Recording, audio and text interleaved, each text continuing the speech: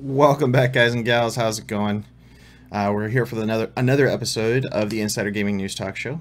Hope everybody's having a good week. I'm joined by host Kitty Crusade and Paul, one of our newest additions to the show crew. How's it going, guys? What's going on this week? Oh, pretty good. And everything's going on this week. Dude, it seems like it. And I know we were just talking about it before the show started. The soapbox has come back for how many goddamn games are coming out. It never ends.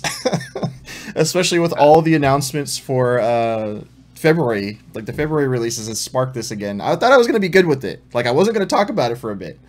But I mean, I wrote into the show notes, this is our first episode without a AAA release notification, but I was completely wrong by the time today came around. Oh, I know, dude. It was all good, less about alcohol. Nothing comes. Yeah, no alcohol here. Well, at least yet. Wait, is it that time yet? Damn it. Am I missing something? I can fix that if you prefer. I mean, we could fix that. That's totally a thing. I always have a bottle within arm's reach, even if it's absolutely terrible. I've got something. Actually, dude, it's basically Fat Bee liquor. Look at this. Beehive honey. Beehive honey on Fat Bee TV. Look at that. Oh, look at that. I bought it as a present and kept it. How's it going, Patrick? How you doing, man? So yeah, like there's a bunch of stuff we're gonna be talking about this time. Actually, a lot of it happens to be some stuff we kind of left on as kind of a continuation from last week about the Epic Store stuff that's starting out. Got a lot of stuff about Discord trying to compete with both of these. Magic, some Blizzard news. I mean, Smash Bros. Man, I haven't got enough of Smash Bros. yet. Oh my goodness, so good. I know. Except for one feature that we'll talk about here in a little bit. Hopefully they fixed it with this latest patch, but we'll see. And a couple new releases and other fun stuff. Oh. So first off, we kind of usually start the show with, like, what have we been playing this week, guys? Like, what's been going on? I'll let you guys start. Yeah, I'm still on the same old. Overwatch, Call of Duty, Slay the Spire. I started something else new. I've been playing way too much Magic now. I'm into that. So we'll see how that goes. We gotta play some games of that still. Definitely gotta play some games of that. I have a really bullshit deck made of Merfolk, so get ready. Oh, Merfolk are fun. And then yeah, same old. I won't buy anything new until I'm done with these. So yeah, and I heard about Slay the Spire getting its official release plus some new content coming soon, so that's a big thing too. Yeah, they update so regularly that it's not really news, in my opinion. Like, I don't want to mention it every time something comes out. It's just a fantastic game. Oh, is it really that often? Every 2 weeks they add something, I'd say. Even if it's just, like, little stuff. Wow. I play in the beta branch, so it's, like, super often. Wow, that's awesome, though. I mean, that's good, though, because I like it when developers, like, regularly update or regularly keep their, like, audiences informed and whatnot. So it's always a good thing, I think. Or I feel like that is a 10 out of 10 game and 10 out of 10 development, in my opinion, for sure. Yeah. Hey, Paul, what games are you into? I've just been, like, so busy this week because it's finals week, but that's all over now, and I'm immediately going to jump into Overwatch because it's the Winter Wonderland event, and there's I mean, there's a couple skins. I like the Mercy skin. The Mercy but like Sugar Plum, and then Krampus is my second favorite. Oh yeah, Krampus. The announcement trailer for that was just the weirdest thing. It was really weird. I mean, get on his naughty list. Yeah. Oh my goodness. It was kind of like it was like an oddball like offshoot BDSM like thing like coming beyond his naughty list. Like, wait, what? It's Junkrat. Why do we wait? What? I mean, other than that, I've been playing Hearthstone, trying out the new Whizbang decks because he gets updated decks for each expansion, and it's like the most cost efficient card ever. I love Whizbang. Actually, like that's actually the only deck I think I played in the just a play mode, like the ranked play mode. That's all I play is just Whizbang. Yeah, and I just wing it. I'm like, fuck it, I'll just play it. Like I just adapt and overcome basically. Yeah. Some I win, some I lose with bad draws, but you can't win them all. It's okay. Yeah, I can't get below like rank 18. I'm so bad. It's kind of hard. It's really hard now. There's a lot of good players in that game now. Oh yeah, absolutely. Really, only people who are good at it are still playing. That's why Magic's good right now. Is there's a ton of people who are new to the game. Oh, noob stomping. So you just have to come in and be like, I used to play this 10 years ago. Let's go. Yeah. No, like dude, the players who are good at Hearthstone, like the amount that goes into it. I've got a friend and he's like, you have to play it this time because that's when the East Coast players are going at it, and they don't spend a lot of time in Hearthstone, and like he knows what decks to use at what times because like different regions have preferences. Yeah, interesting. That's wild. And like that's like the rank 5 down to like legend. Like those are the really intense players, and I'm like, there's no way I could get that into it. That's crazy. I mean, for me in Overwatch, if I try to play at 7 a.m., which is 4 a.m. like West Coast time, it's only people who are toxic and don't have jobs and stuff. So it's just horrible. Who have already been up all night. Yeah, and they're like angry and they're tilted. I'm just like, all right, don't play right then. Yeah, I think lucky with that. I would tilt you out by the fact that I have I think 297 loot boxes in Overwatch now. Jesus. So it just really. You should open those up during the anniversary have so they're all like have the chance to get them all. Nah, it's fixed. No, so I have stuff for like a year back. Oh, really? I thought the general loot boxes for the anniversary event got opened up. Or at least this last year they did. Maybe. Oh. Maybe it changes for that. But no, I just don't care about skins anymore. I gave up on them.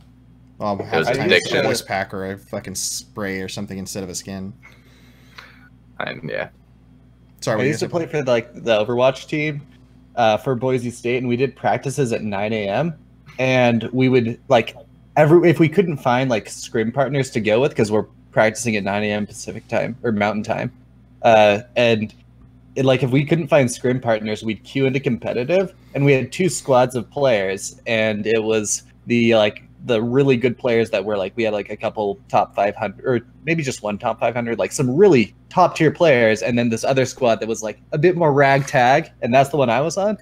And if we queued in 6 stacks in competitive, there was actually no other 6 stacks to match us against, and we get matched against each other. And it was this 2,500 ranked team versus this 4,000. Yeah, it was just insane. Wow. That's pretty crazy. I'm sure every battle went well, and it was pretty even. Yeah, I mean, it was we could either actually do it in competitive and lose SR, or we could do it in custom games. So we usually just went with custom games. Yeah. I think that's technically boosting. Yeah, I bet. Well, hey, yeah, you did just describe how to boost. Go on at 8 a.m. Well, yeah. Get 2 squads, 6 players. Yeah. Just go ham at that time. Which do you see boosting's $18,000 fine in South Korea now? Holy moly, really? Yeah, I didn't. Wow. They're esports seriously. Yeah, I didn't put that into the docket, but I just thought that was really funny. Just South Korea taking it so seriously. $18,000 if you're caught boosting, and up to a 2-year prison sentence, suspended prison sentence. But yeah. That's crazy, though. South Korea lost a lot of world championships this year, and the whole country is just going wild. They're we have to take back the title of best esports country in the world. They didn't win in StarCraft, and that's just mind-blowing, as well as League of Legends. Oh, wow. The League of Legends one, I'm not too surprised, but the StarCraft one, I'm super surprised. Yeah. Well, this is the first time they've lost a world championship since they got a server. Like, they never lose. And then this year they did, and it's just mind-blowing. Wow. Yeah. Maybe it's just a lack of, like, well, I can't say it's a lack of people trying now, because now other people are beating them, so obviously more people are coming up and trying to actually beat them now, which is good. Well, in StarCraft, the thing is, you can have just one really good person win. Yeah. It's not like you have to fund a team, so that's what happened. I'm pretty sure it was from one of the Nordic countries. I'm thinking is the StarCraft guy. I think it was Swedish. I'm not totally sure. Don't quote me on that. I think that they're pretty similar, so I don't pay attention to them. But yeah, if I remember correctly, if it's the same guy I'm thinking of, he like moved to South Korea to train more in StarCraft and stuff. Oh, so he was trying to learn their ways and just, kind of get under their skin. Ooh, I see how that's going. There's this old clip that was really good of StarCraft players training with weight bags on their wrists and stuff, trying to increase their speeds. The fuck? And they're like trying to figure out tricks and stuff, and then talking about actions per minute. And I remember just like watching that little like 2-minute clip like 5 times, be like, I'm never gonna be a competitive esports player. They had a TV station dedicated to esports like 10 years ago, like a 24-hour esports station. Oh wow. Yeah. Oh man, that's crazy. I mean, we had G4 10 years ago, and we don't now though. So I wish G4 was still around. That was like one of my favorite stations too. Oh yeah, so, I only got it when we got that free month of it. Back when you first got your cable subscription too. Oh yeah. Best month of my life. Best month of your life. It's a long lost love. I only saw her for a month.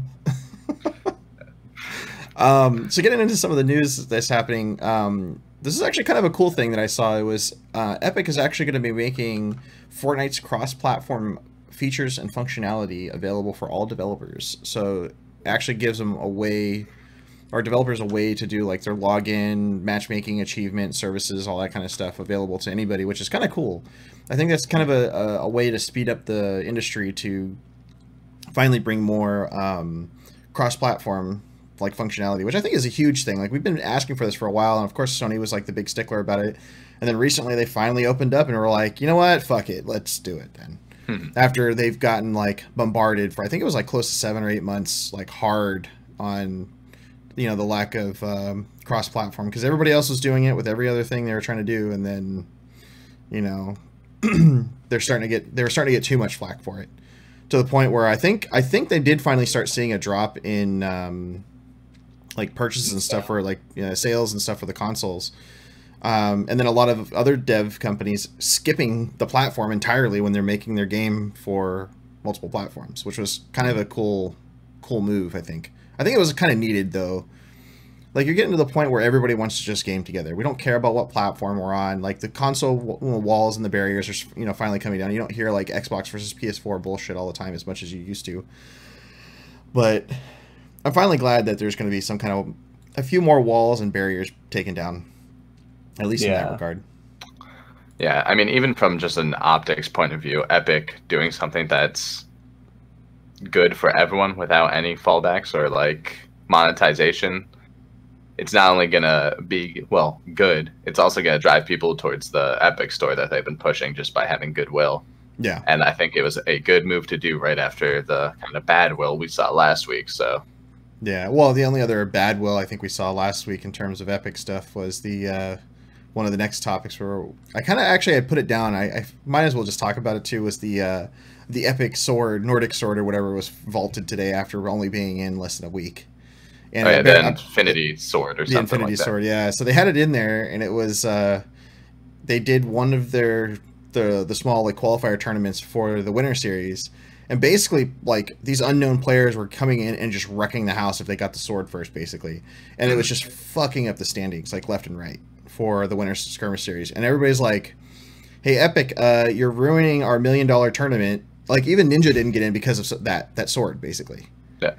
And that was kind of interesting to find out. So they've actually, like, they vaulted it today.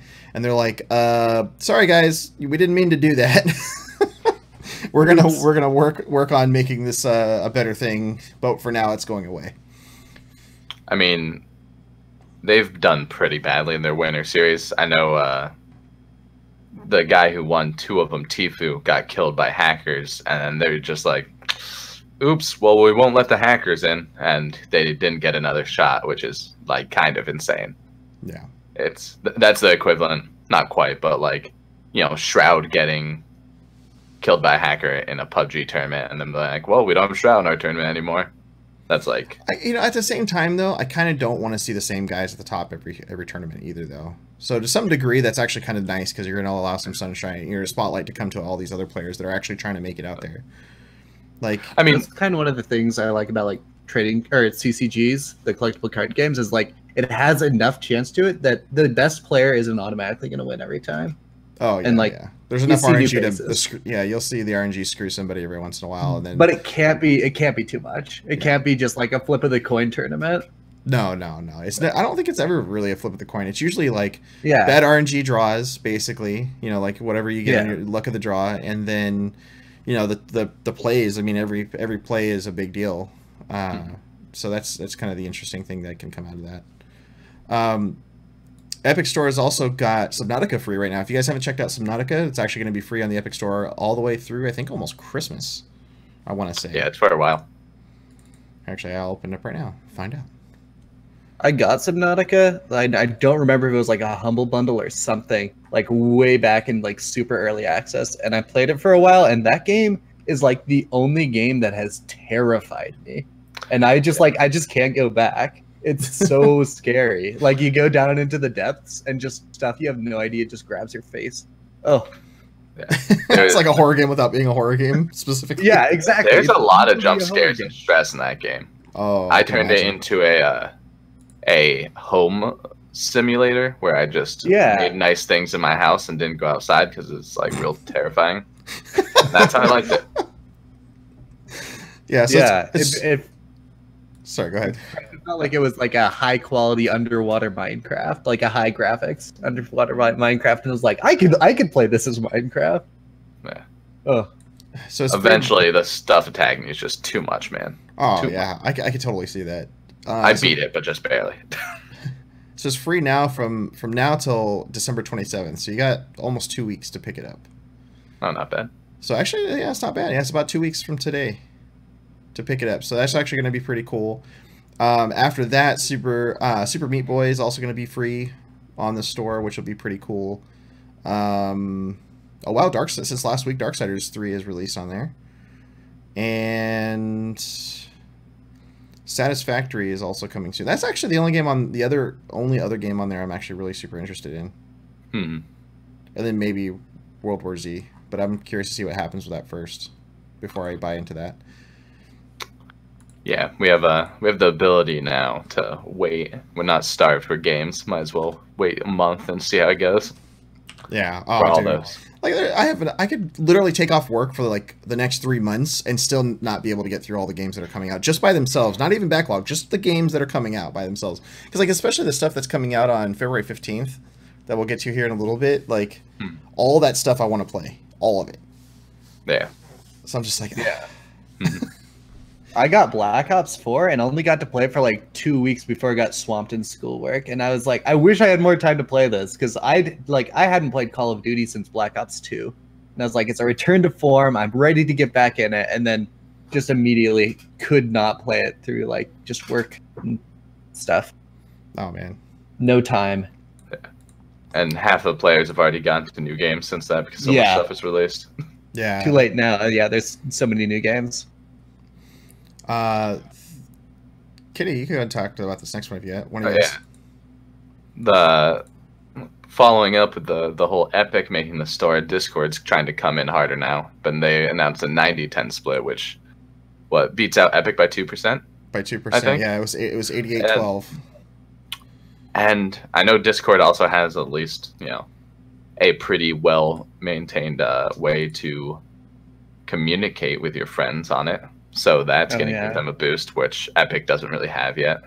Yeah. So they mentioned voice comms in their like big cross-platform thing. Yeah. That was like part of the code that they're releasing. Yeah. So I'm thinking Discord might be a bigger contender than people think. I know they don't have the money that Epic has right now, but I'm thinking it's going to be pretty solid. Well, I mean, even if you think on the like nowadays, the flat user base for Discord is still bigger than the Epic Store.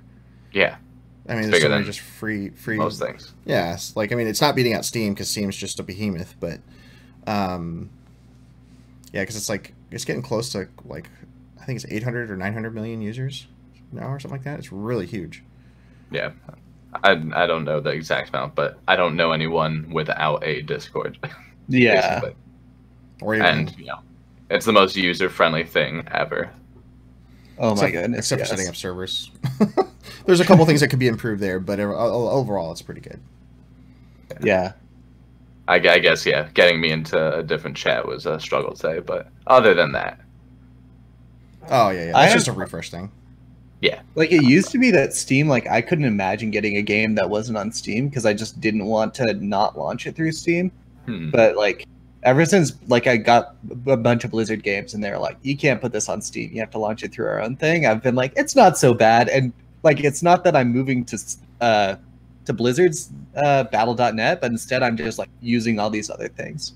Yeah, I mean, and that's so it's funny because it kind of ties into something we talked about a little bit last week too, with like all these companies coming out with their stores, which is kind of cool because they want to differentiate from the big behemoth that's out there, which is Steam, right?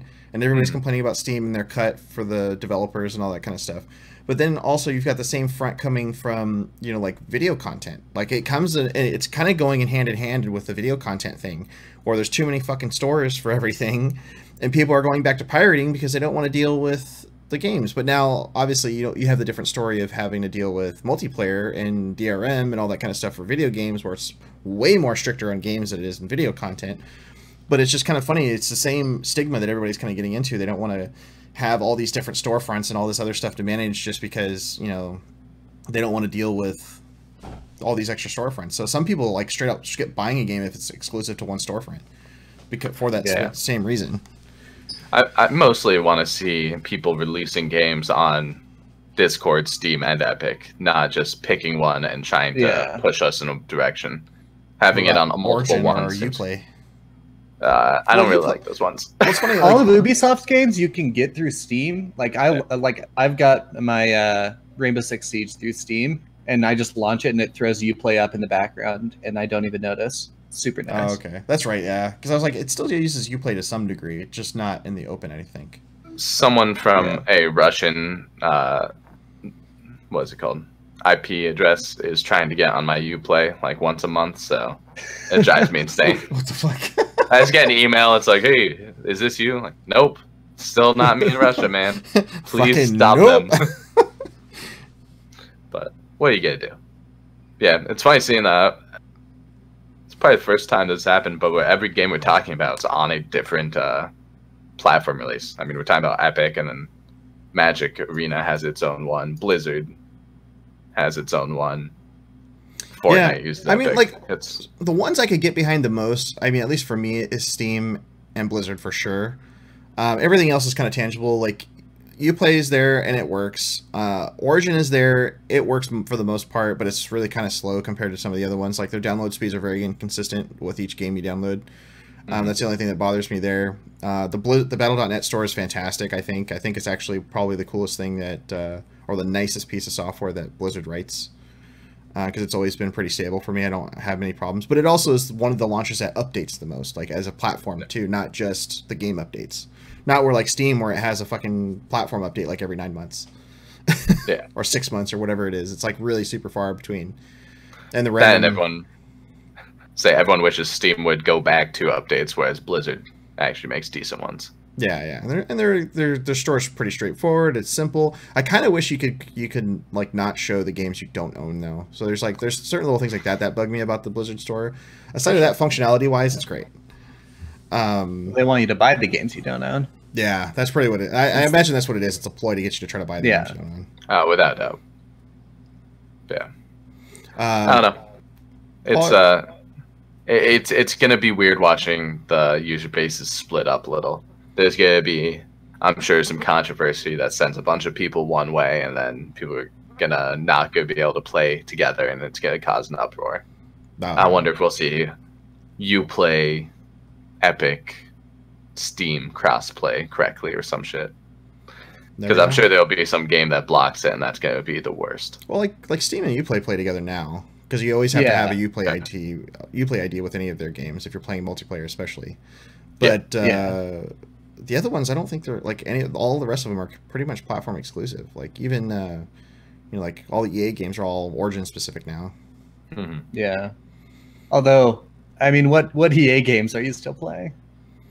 Pretty much all of them. I'm still playing Battlefield 5. Oh yeah, Battlefield. I do play Battlefield 4 still from time to time, and then wait, EA games that aren't Battlefield, are you still playing? Star Wars Battlefront 2. Once in a while, I'll dive into that when the updates come out because I'm a Star Wars fan. Like I'm a huge Star Wars nerd, and then all the Mass Effects because I got all the Mass Effects on PC. I just can't imagine getting many of the EA games. I'm just like, I can't do it. Like, maybe The Sims if they come out with a new one, but it's just so expensive. I'm like, not worth my time. The Sims, it was funny. Like, I had a random weekend where I'm like, I don't feel like anything else, and then I have the Origin Access Pass for the reason of just getting some of their games early, and I've just been keeping it because I'm like the same thing. Anthem's coming out, and I want their early access for like the 10 days early or whatever. So I'm just like, all right, cool. Like, this one weekend I didn't feel like playing anything, and I was like, fuck it, I'm just gonna play The Sims because I haven't played The Sims in a while. And it's just a game you're just gonna just lollygag and fucking around. I ended up sticking on that damn game for like almost 13 hours one day, and I'm like, this is the most I've ever spent in a video game like in one sitting. Like, what the fuck is wrong with me? You just get lost in time, and you're just like, oh, I'm just getting a job. I'm leveling my skills. Oh wait, I'm married now. I got to do an upgrade. I need a children's bedroom now. I need to make the backyard better. Oh wait, this lot's pretty big. I can expand the house and put a whole extension here, and then it just turns into like Daddy Simulator fucking 2.0. But it was just hilarious how that all happened. But getting back to the topics, Paul, do you want to take the one for Magic? For Magic the Gathering? Yeah. I haven't. So I've barely gotten into Magic the Gathering, but a bunch of my friends have.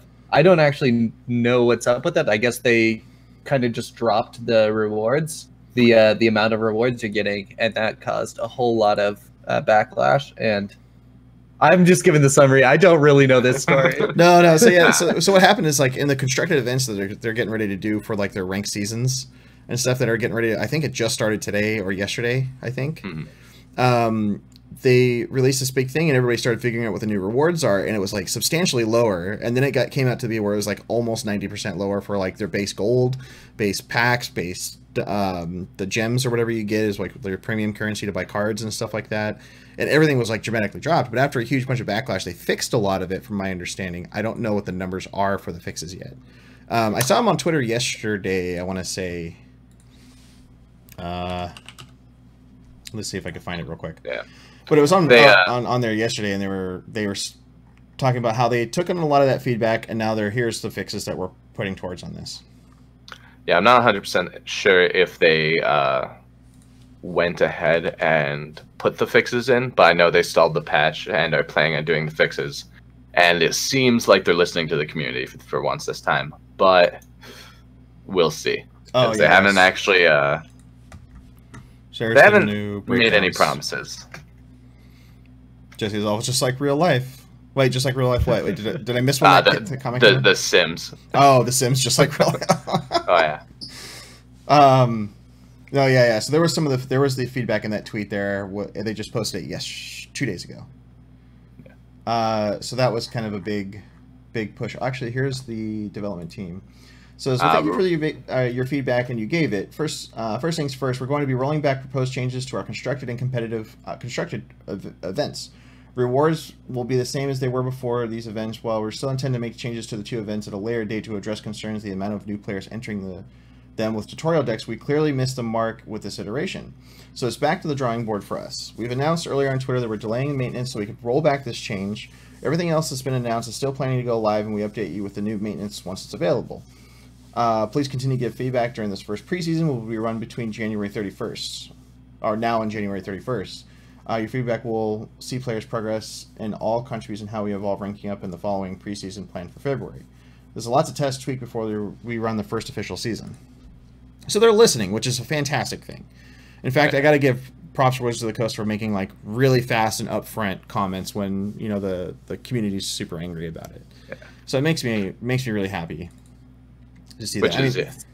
Yeah, I think I see a lot of games that just don't talk to the community sometimes. They just have bad community managers. And that's killing games these days. Like if the companies aren't listening or not doing anything about it, especially after huge backlash, and they have like devs and community people that are in these posts and trying to talk to people and figure out what's going on and stuff like that. At least they're trying. Whereas before, like they would have people that are still doing the same thing, but they would never do anything about it. They would just kind of sit there and be like, "Well, shit, guys, we got this stuff," and they'd take it internally, and nothing would ever happen with it. It would just kind of go into thin air. Or they might, take some of it and make some changes, but they're not addressing the community either. Whereas like Magic completely came out and were like, "Hey guys, look, we fucked up. We're rolling it back." So that was actually a fantastic thing. I think I was really happy with that.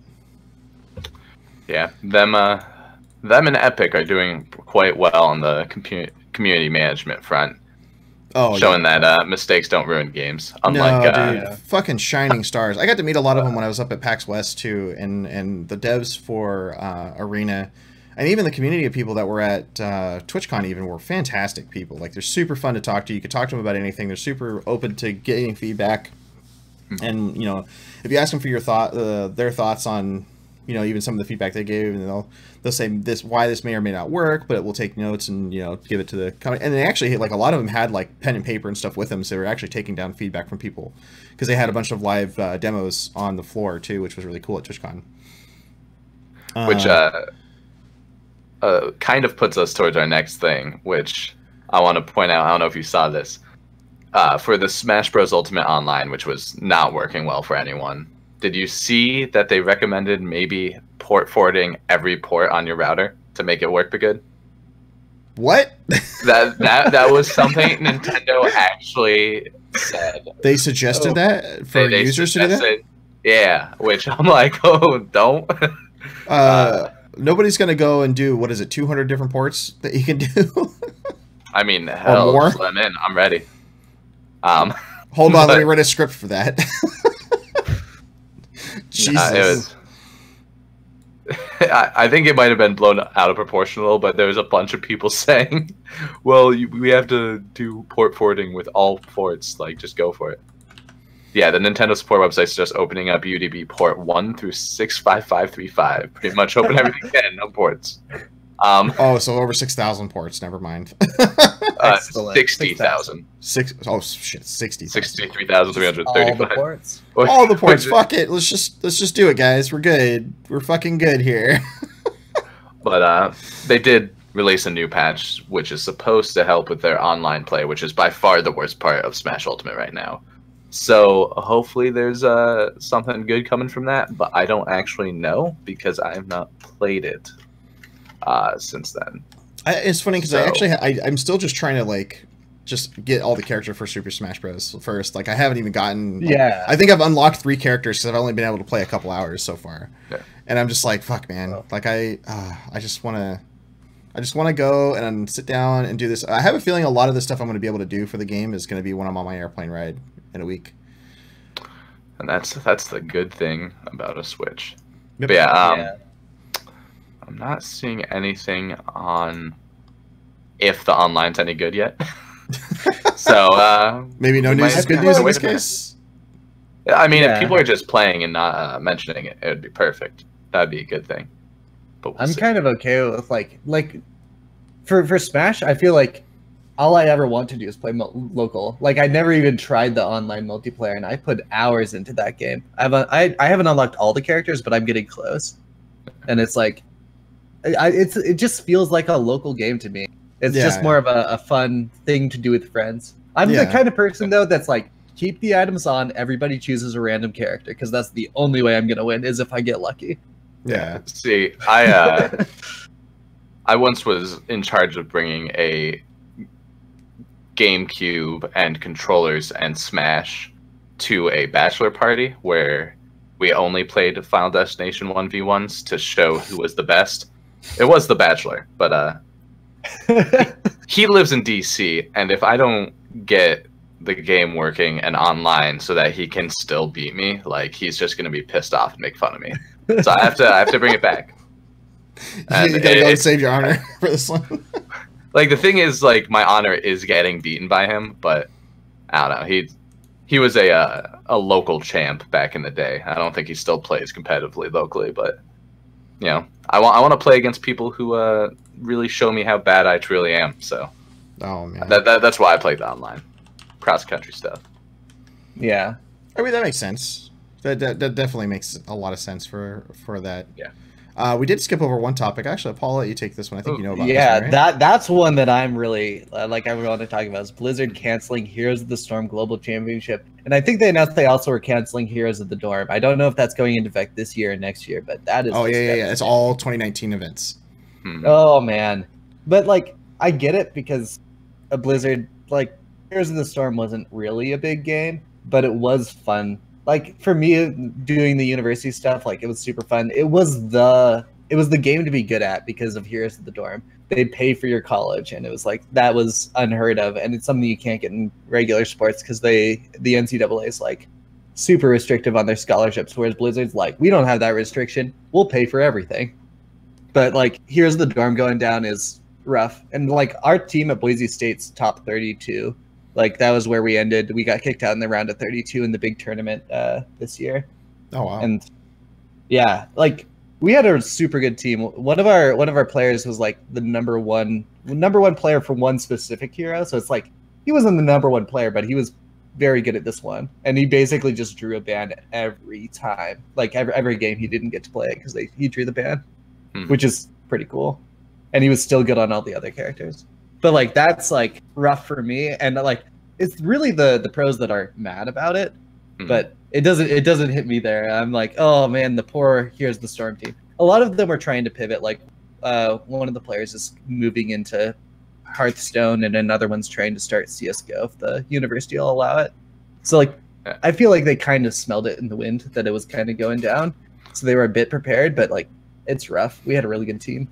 Yeah, from what I could tell from a lot of the posts, it was like everybody was kind of wondering because usually, like I said, I think we talked about it a little bit before the show where they usually announce this stuff like back in October, like when all this, like when they're getting ready to come up and they're like, "Hey guys, this is our timeline. We're going to announce it here, but this is what you get to look forward to so far. This is what we have." You know, like they give you the baseline, like basically a couple line items for what you're going to be looking forward to for this next season, and they hadn't gotten anything, like nothing, until just today. They had a unusually long silence on the front before announcing all the cancellations of just about everything. Looks like they're going into the Diablo 3 mode of they'll keep the servers running, but don't expect anything else. Yeah. So, and it's kind of a shame. Like it actually for a MOBA, it's actually pretty good. But the problem I think they had with Heroes of the Storm, it wasn't the fact that the game's bad or anything like that. It came so late in the game after League had dominated that market that it was already kind of doomed to fail from the get-go.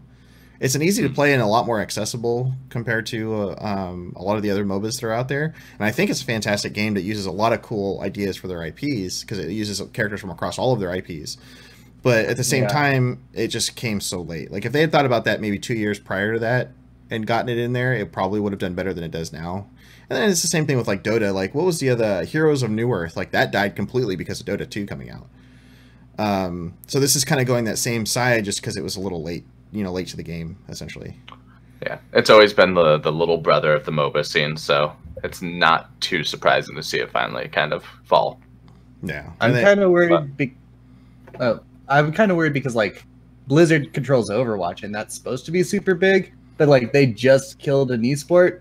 And like that doesn't instill confidence. Like they are investing a lot into the Overwatch stuff, but like if they're willing to do it with Here's the Storm, that makes it less unthinkable that they do it to Overwatch too. Well, I mean, they're also dumping like probably 4 times the budget into the Overwatch League too, and especially with like way more than that, yeah, way more. But I mean, they also took all the esports staff that were working there. I'm pretty sure I haven't asked my friend yet because my friend actually was working on the Heroes of the Dorm esports leagues, so he was one of the organizers for them. So I'm curious to see what's happened with him. I haven't talked to him yet about it, but I'm pretty sure most of those people have moved over to Overwatch instead.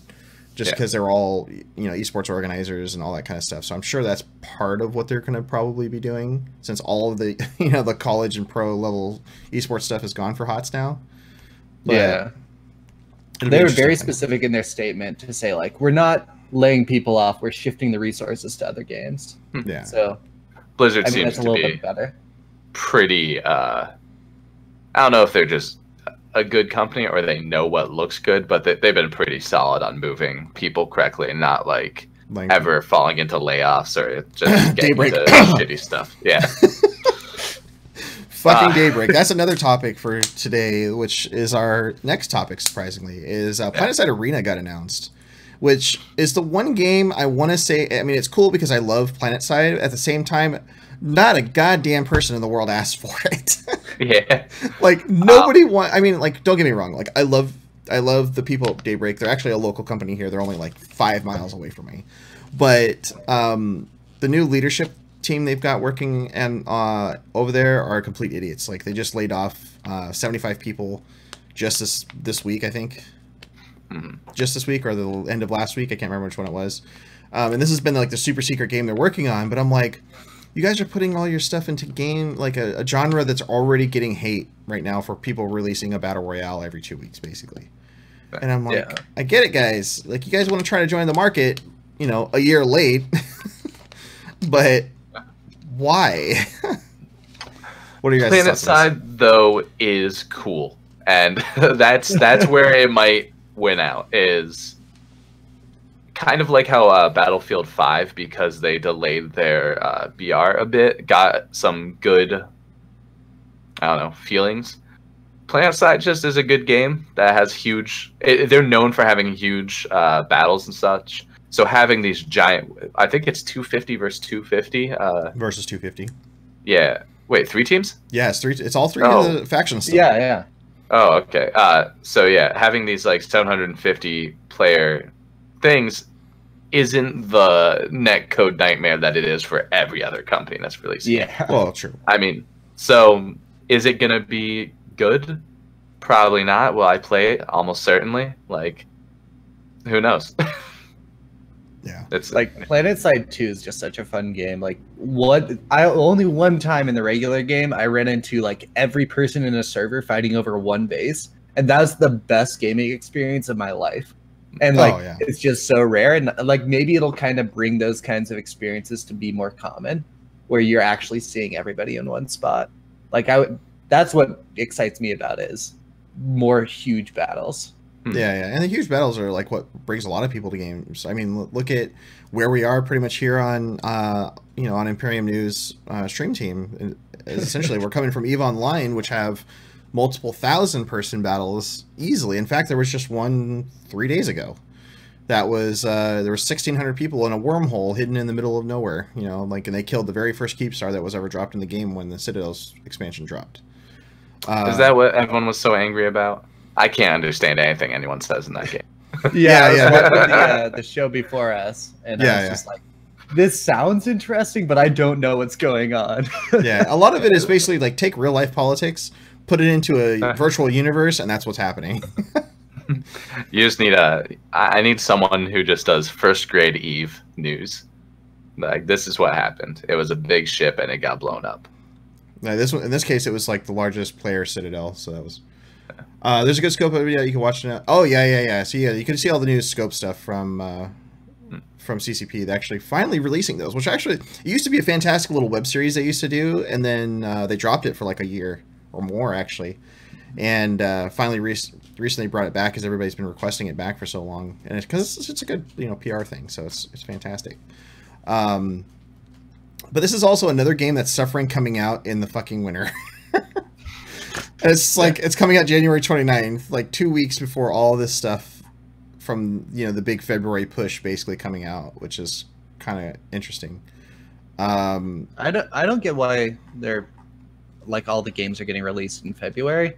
Like, usually you want to release your game right before Christmas, and that's where everything gets it's usually before Christmas, and then it starts trickling out in the spring, which is usually like January and February are super quiet months. Like, you might get 1 or 2 little drops here and there, but this year, like, everything got pushed to January and February, and even March. Actually, it trickles all the way out to March, and then it gets quiet for January or April and May. Like, not a lot of stuff has come out for there yet. Like, there's like 2 releases, I think, in those 2 months. But I'm like, why is everybody dogpiling on February 15th in specific? Like, I think we were talking about it a little bit. It was Metroid Prime 4 for the Switch, Metro Exodus, the third Metro is coming out. Jump Force, which is the fighting game, and then Anthem's early release is starting then. So I'm just like, what the hell? Just like, and they're all good games. Like, I want to play them all. Like, I definitely want to play Metroid. I actually have it pre-ordered from Amazon. I definitely want to play Metro, but I have to finish the other ones first, so I think I'll probably have to wait on that one. Anthem, I'm definitely playing, because I'm super in, like, I really, really want to play that game. I played the alpha last week, and it was a lot of fun. And I'm definitely looking forward to more. They just gave you a very, very, very tiny taste of the game. And then... what was the other one? Jump Force. I really want to play Jump Force, but that's also another game I'm probably going to wait on. Although, as much as I love it, and I love playing fighting games, like, I don't have a fighting game buddy or buddies to play with as much as I used to, so that's another game that I'll probably have to wait on. But still, like, there's just so many. And then just the week before and the week after, there's even more games coming out. Like, holy shit! Yeah, no, the just full month of February is going to be jam-packed still, so I don't think we're going to see much let up in games except for the Christmas week and maybe New Year's, but there's going to be just no delay in the releases. Yeah, I mean, look at Resident Evil 2 is also around that time frame, Kingdom Hearts 3, Ace Combat 7, Anthem, Metro, Anno, Left Alive, Trials Rising, Crackdown, and then you get into March and it gets a little lighter. It's Devil May Cry 5, Division 2 got pushed out to March, The Sinking City, Sekiro Shadows Die Twice, and then you have April and May. April and May are like empty right now. The only thing that's announced as far as April, as far as I can see, is Days Gone, and that was pushed back into April. But then you still have like January, which is like Mario and Luigi Bowser Inside Story, new Super Mario U Deluxe, which is getting done for the Switch. It's just like, oh my god, dude. Oh, another big game for January, Kingdom Hearts 3 comes out too. That's what I mean. Like Kingdom Hearts 3 is also going to be there. I forgot about that. And then there's even games that are not even on this other list too. Like we've got the Division 2's in March. Yeah, Division 2's in March. Astroneer's full release is also coming in February, early February. God Eater 3 is also coming out around that time. God, what was this other one? I was just looking at it. I'm only gonna get to about 4th of those. Oh games. God, Dead or Alive 6 is also coming out on February 15th. Oh my god. Crackdown 3 is actually scheduled for February 15th now. Jeez. Oh, Far Cry New Dawn also is coming out February 15th. Oh my god. Okay, it's way more than I thought. Way worse. February 15th is just gonna be a hose of new games, man. And then they're all going to see worse sales than normal, and then they're going to be like, "Oh, why?" But so, like, I think this is kind of like, the problem we're seeing now. Like, how many of all of the brand new releases that have come out already this winter, all of them have gone on sale already, which is super uncommon because most of the time when you get all these new release games, especially these huge AAA titles, you never see them go on sale for the first 6 months. You might see them like on a 10% deal here and there for like the code websites or something like that, but not like. Like Fallout 76, for example, you get it for 55% off right now. Shadows of the Tomb Raider, you could get for 60% off right now. What was the other one? I was just looking at. There's like 3 other games, but there's so many of them.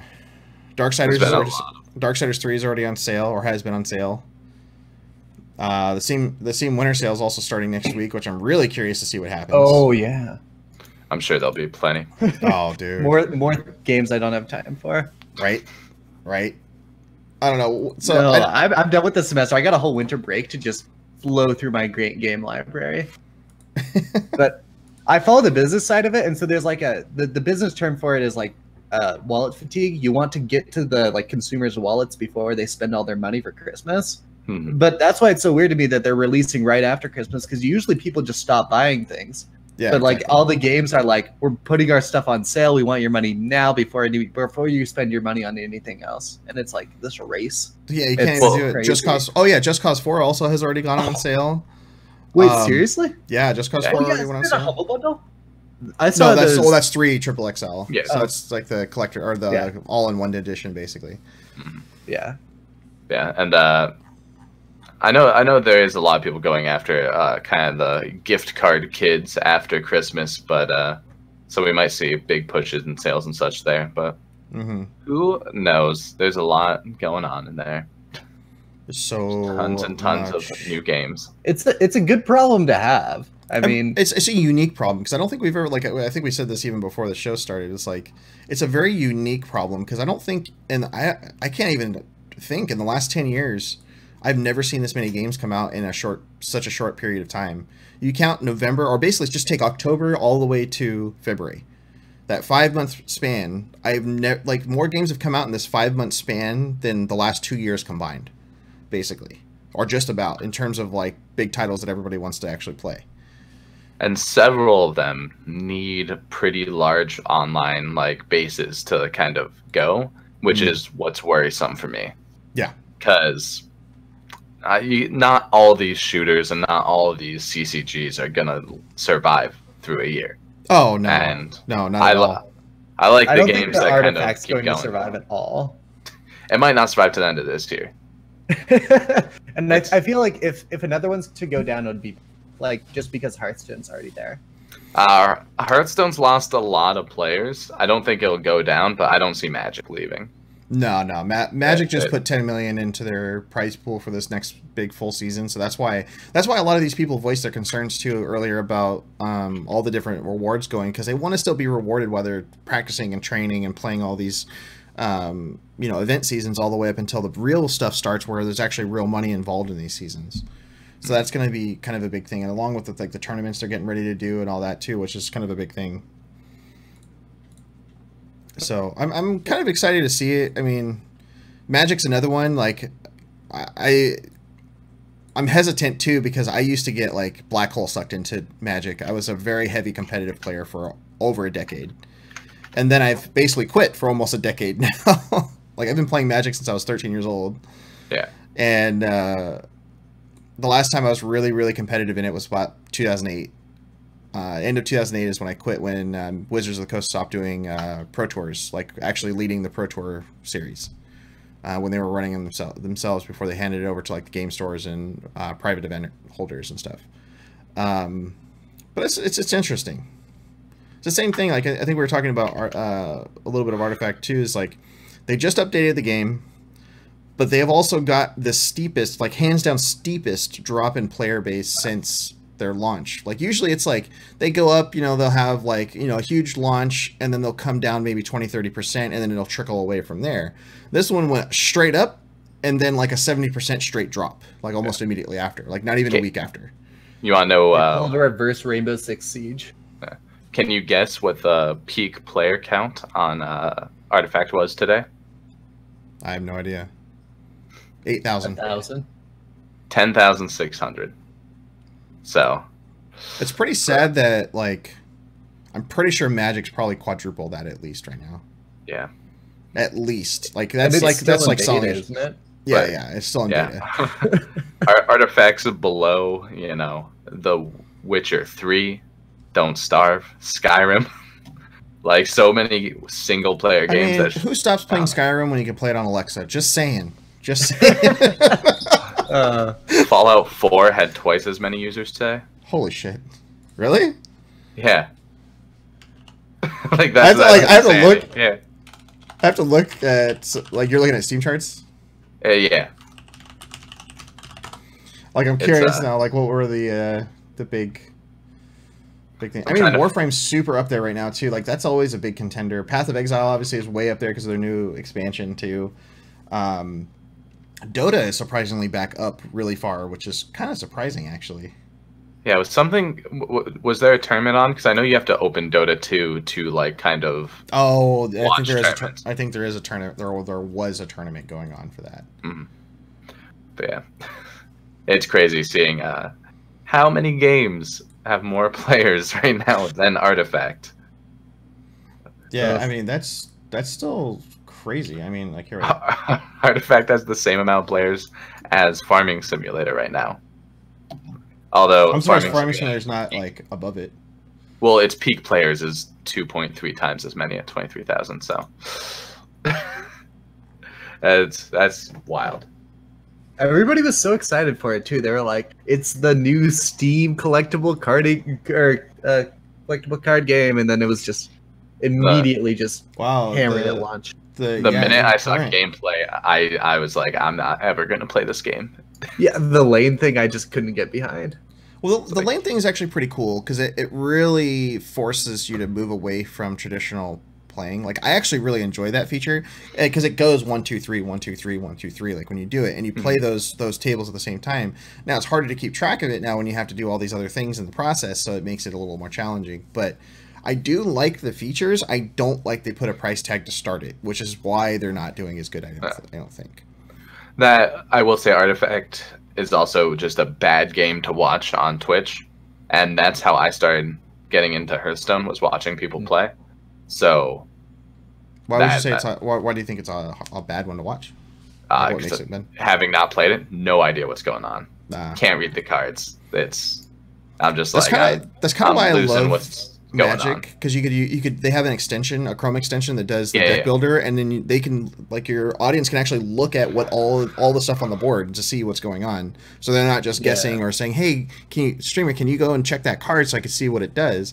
No, they could just mouse over it right on the screen, which is an amazing use of an extension, I think. Which I didn't know. They do that for Hearthstone too. Yeah. Yeah, and I mean, Magic is like the CCG. Like, if you're ever gonna talk about a CCG, it is always has been the CCG. Yeah. It's like comparing something to WoW. It's yeah. You have to start with that and compare it off. If you can't make it better than that, you're not much of a audience. Hearthstone did some stuff better than Magic, which is why they're still so popular. Mostly just the ability to be seen. Yeah. I mean, there's another game actually that's out there, and it's only in physical card form, but if they ever made a digital card game version of it, I would be all for it, which is called Fate. Or no, not Fate. That is a weird way to say Yu-Gi-Oh! No, it's not Yu-Gi-Oh! I actually have one of the cards sitting around here somewhere. Damn it, now I want to go look for it, but I'm not going to get up right now. But it's super good, though. It's made by the original creators of Magic. And I've heard of Fate.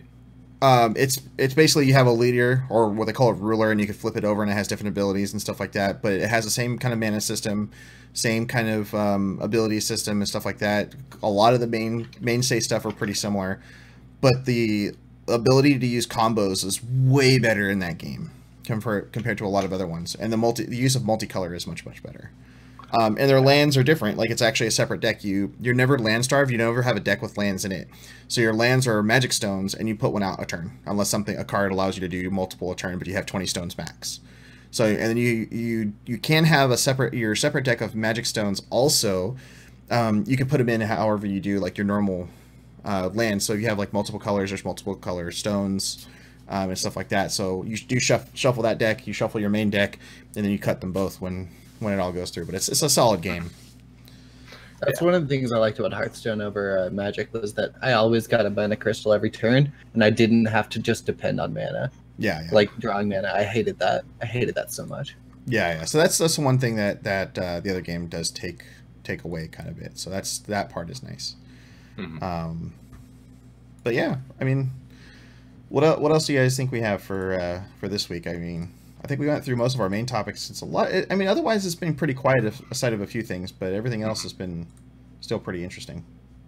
Yeah. I know a few weeks ago we talked about how Riot was in some hot water for legal stuff. Now they're in more hot water because their CEO got suspended for 2 months for just being an asshat.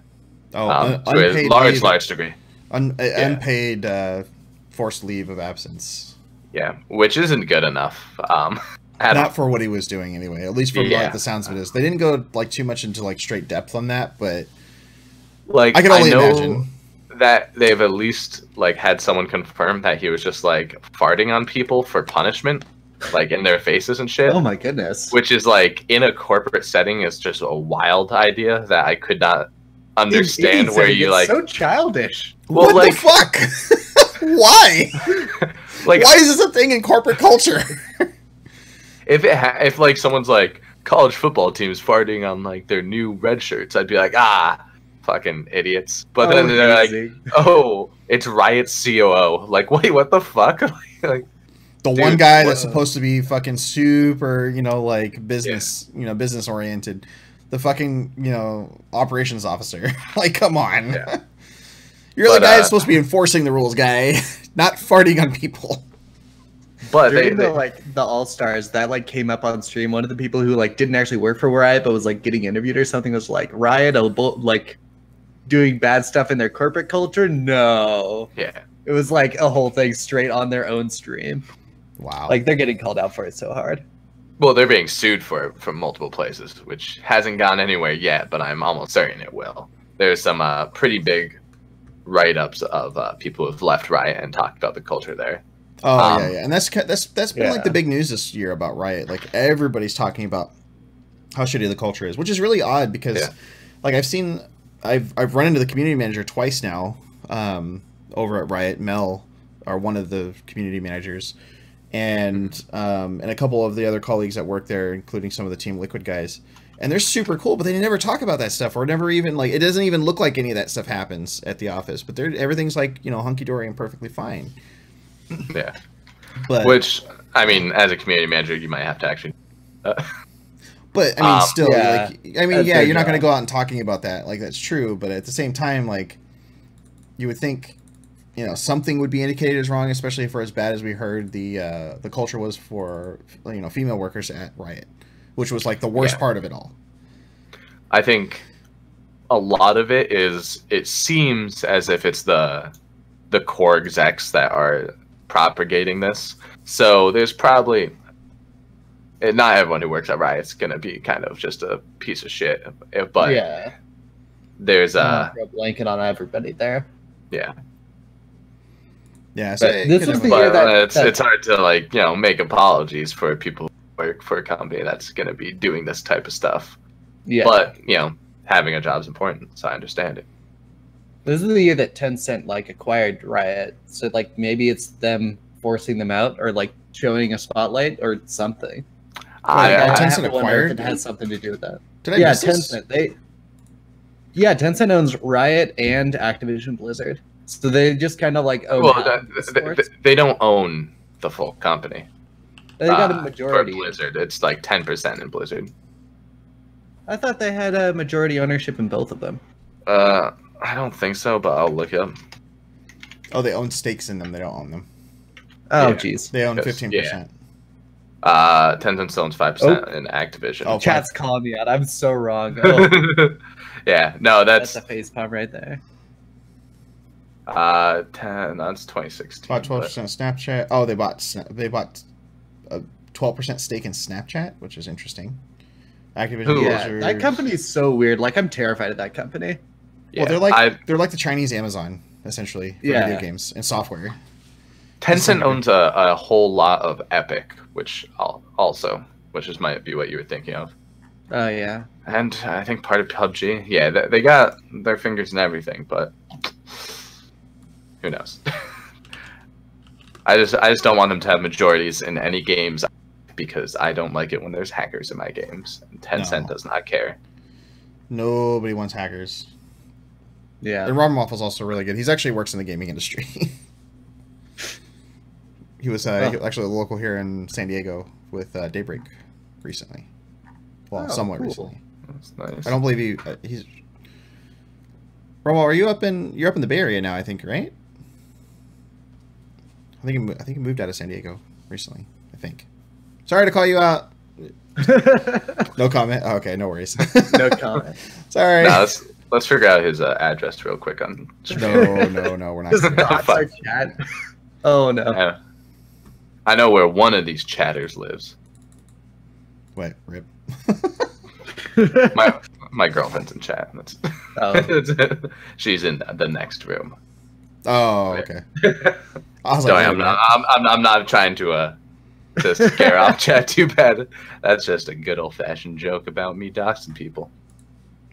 Don't dox kids. Doxing's bad. Doxing is Please bad. don't. That's probably the next thing Riot's going to start doing. Is just doxing their employees live. Oh, jeez. Why would that wouldn't make any sense? That no, I don't. Yeah, either does like farting on people as punishment, but I mean, you know, I don't even know what to think about that. To be honest, I'm just like, what? That's a thing. That's the only thing that's like. He also did like just the worst stuff. He was like, yeah, but that was the thing that stuck out to me as like, that's not even a thing people really do. That's like something kids do, like children. Yeah, like legit children, like under 12, or maybe even in the teens. But like that is elementary bullying. Is just farting on people. It's ridiculous. They did worse shit too, and I hope they get dragged through the mud really, really badly, and they all have worse than 2 months suspension due to it. But we'll see. Yeah, 2 months seems pretty weak. Yeah, especially when like they do stuff that would, you know, be classified as sexual assault. Yeah. I know. I think Kotaku had the big article on it. You can read more about it there. There's also a article someone wrote about the actual legal papers on it, which shows what Riot was doing in the past. It's obviously not a one-off, which makes it a lot worse in my mind. You can also read like the things that people say after they leave the company. Yeah, especially the people who applied to a job there, and I did not try very hard. I was like, I mean, working at Riot would be okay, but I'm worried about the company itself. Yeah, I think it's how a good chunk of people feel now. Yeah, it's like, ooh, well, League of Legends, and then you're like, ooh, sexual assault in the workplace, not really my jam. Well, and it wasn't like put out to one specific group of people. It was like guys, or male and female alike, were both receiving it too. It wasn't just it wasn't just one way or a certain set of employees or anything. It was everybody on everybody. It's like it's crazy. Well, from people who paid people to employees mostly. Yeah. Is the thing. It seemed like, you know, you weren't going to go around and make a crude joke about the COO without him being a little pissy, which is top-notch management. Well, it was on the other end. He was kind of probably doing it more for everybody else at this point, or at least for the rate we hear about this stuff. Jesus. Yeah. But yeah, I think that wraps it up for us this week. Then I think we're pretty good. Yeah, on a nice happy note. On a nice happy note of COO, don't be the COO that farts on your employees. Today's PSA: don't release on February 15th, and don't sexually assault your employees. Yeah, especially the no releasing on February 15th. Like, I have no idea why there's 7+ games releasing on February 15th. This makes no sense. Plus, not to mention all the DLCs that are coming out too right now. Like, that's the other thing. Like, it's not just the games; it's the DLC that's also dropping at these times too that they're not mentioning here. But yeah, any final words, guys? I think.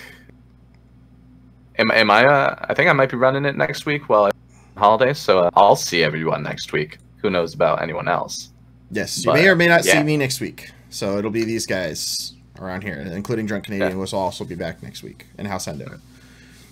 And I'm definitely gone over Christmas break, and then next week I might not be here. It's a 50-50. But Christmas week I'm definitely gone. Remember to follow Life Shifter, me, and Paul on Twitter, and then Fatby here, and our Twitches if you want. They'll do all the shout-outs, and we'll let you know when people show up next week. And yeah, he got that going. Cool. I'm good. I don't have anything else. Yeah, that's it for me. Yeah. Hi, I'm new. Oh yeah, Paul's new. Yeah, if you guys have any... exciting. I'm really excited to be here. Definitely appreciate having you on, buddy. If there's anything we missed, guys and gals, and if you guys want to talk about something next week, feel free to drop us, talk to us on Discord. You guys can connect with us anytime. And definitely, just connect with us. Come hang out in our streams. If not, you'll definitely see us next Friday and every Friday for the most part, unless something really big happens, of course. But yeah, hit us up on FatBTV or hit us up individually, or chat us in the in Discord. But yeah, sure. Yeah. Hope everybody has.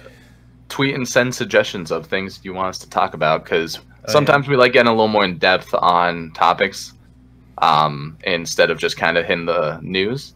Sometimes there's stories that have been building up forever and we want to hit them hard. Oh, absolutely. So yeah, let us know. Have a great night, guys and gals, and we'll see you all next week. Until next time.